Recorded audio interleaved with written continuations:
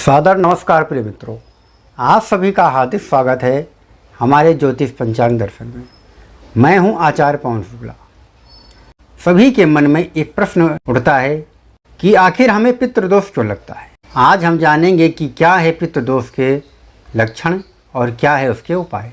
हमारे शास्त्रों में कहा गया है कि कुछ गलतियों के कारण हमारे घर में पितृदोष उत्पन्न होता है और हमें पितृदोष लगता है। अब अगर हमारे घर में पितृदोष है तो अगर उसका निवारण नहीं किया गया तो वह आने वाली हमारी पीढ़ियों के लिए अच्छी नहीं होती। यह पीढ़ी दर पीढ़ी हमेशा परेशान करने वाला होता है। पितृपक्ष पितृदोष से मुक्ति पाने का एक बहुत ही सही समय है। अगर हमारे पितृ हमसे नाराज हैं तो कई पीढ़ियों को वह दंश झेलना पड़ता है। तो आइए हम जानते हैं कि पितृदोष क्यों लगता है, इसके उपाय क्या हैं, पितृदोष के लक्षण क्या हैं, पितृदोष क्यों लगता है। धार्मिक मान्यताओं के अनुसार जब मृत्यु के बाद में मृतक के अंतिम संस्कार में किसी प्रकार की कमी रह जाती है तो पितृदोष उत्पन्न होता है। नंबर 2, कहा जाता है कि अकाल मौत हो जाने पर परिवार के कई पीढ़ियों तक को पितृदोष झेलना पड़ता है। हमारे ज्योतिष शास्त्र में पितृदोष को अशुभ माना गया है, जिसकी वजह से हमारा जीवन दुर्लभ हो जाता है, घर की सुख शांति चली जाती है।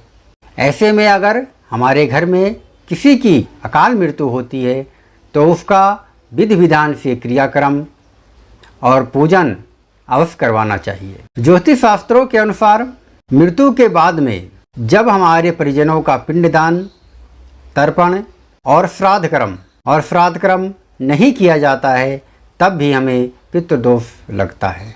इसके अलावा माता पिता का अनादर करने से भी हमारे घर में पितृदोष होता है।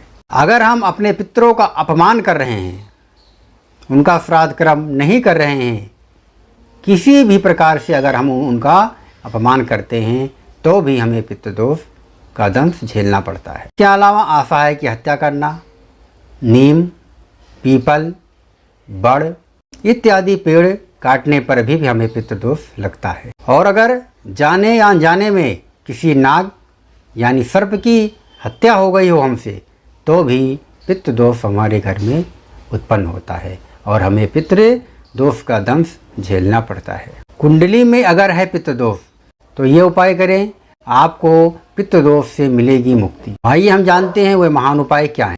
श्राद्ध पक्ष में ब्राह्मण को भोजन कराएं।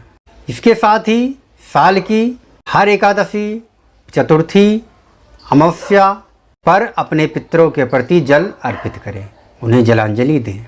इसके अलावा पितृदोष का सबसे बड़ा एक उपाय है त्रिपिंडी श्राद्ध। ये उपाय आप अवश्य ही करें। निश्चित ही आपको इस उपाय करने के बाद में कोई और उपाय करने की आवश्यकता नहीं रहेगी। त्रिपिंडी श्राद्ध एक बहुत ही छोटा सा और बहुत ही लाभदायक कारगर उपाय पितृदोष के लिए हमारे शास्त्रों में इसका विस्तृत रूप से वर्णन है। आप त्रिपिंडी श्राद्ध अवश्य ही कराएं अगर आपके कुंडली में पितृदोष है। और अगर आपकी कुंडली नहीं है, आपको इसके लक्षणों के बारे में भी बताया गया है। यदि आपको लगता है कि हमारे घर में पितृदोष है तो आप एक बार त्रिपिंडी श्राद्ध अवश्य ही कराएं। आपको जल्द ही, तुरंत ही, निश्चित रूप से लाभ मिलेगा। आपके घर में पितृदोष यदि है तो वह निश्चित ही दूर होगा। आप पितृपक्ष में पितृदोष की शांति के लिए दोपहर के समय में पीपल पर जल अवश्य चढ़ाएं।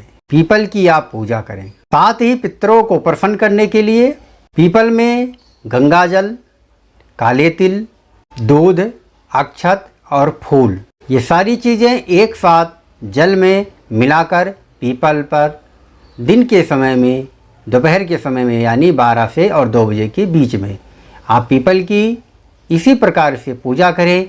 अवश्य निश्चित रूप से आपके जीवन में पितृदोष समाप्त होगा और आप पितृदोष से मुक्त होंगे। एक सबसे बड़ा उपाय आप ये अवश्य ही करें। पितृपक्ष के समय यानी कि श्राद्धों के समय में घर में शाम के समय दक्षिण दिशा में तेल का एक दीपक अपने पितरों के निमित्त अवश्य जलाएं। श्राद्ध पक्ष के दौरान किसी जरूरतमंद को भोजन कराएं, यथाशक्ति दान दें। श्राद्ध पक्ष में आप अमावस्या तिथि को अगर आपने ये एक उपाय कर लिया तो आपके जीवन से, आपके घर परिवार से हमेशा के लिए पितृदोष नष्ट हो जाएगा। बहुत ही सरल उपाय है। अमावस्या के दिन किसी गरीब कन्या के विवाह में आप मदद कर सकते हैं। आप कन्यादान का संकल्प कर सकते हैं। अमावस्या के दिन गौदान का विशेष महत्व है।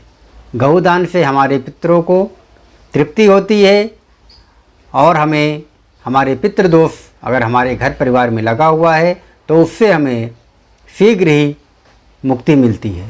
गौदान और कन्यादान, ये दो दान अमावस्या की तिथि में अगर किया जाए तो निश्चित ही हमारे घर से पितृदोष समाप्त होता है और हमारे घर में सुख शांति हमारे घर में हमेशा के लिए हमें प्राप्त होता है।